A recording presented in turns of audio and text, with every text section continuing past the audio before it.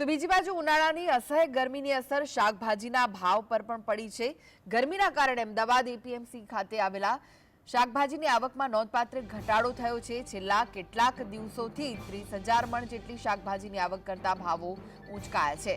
ગરમીના કારણે આવક ઘટતા 20 થી 25% સુધી ભાવ વધારો થયો છે। લીલા શાકભાજીના ભાવની સાથે સાથે ડુંગળીના ભાવમાં વધારો થયો છે। હોલસેલમાં ડુંગળીના ભાવ વધીને કિલો દીઠ 30 થી 32 રૂપિયા થઈ ગયા છે।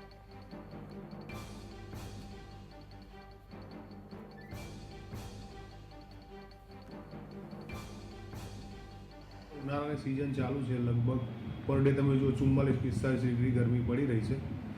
અત્યારે લીલા શાકભાજીનું ઉત્પાદન ગરમીના કારણે ઘટી ગયું છે। એના કારણે આવકમાં ઘટાડો છે, જે કારણે માલમાં આવકમાં ઘટાડાના કારણે કિંમતો ઉંચકાઈ છે। સર, ભાવ વધારો ક્યાં સુધી રહેશે? કારણ કે આગામી દિવસોમાં ચોમાસું પણ આવી રહ્યું છે, કઈ રીતની સ્થિતિ રહેશે? જ્યાં સુધી આ પરિસ્થિતિ ગરમીની રહેશે ત્યાં સુધી તો ભાવમાં કોઈ ઘટાડાની શક્યતા દેખાય।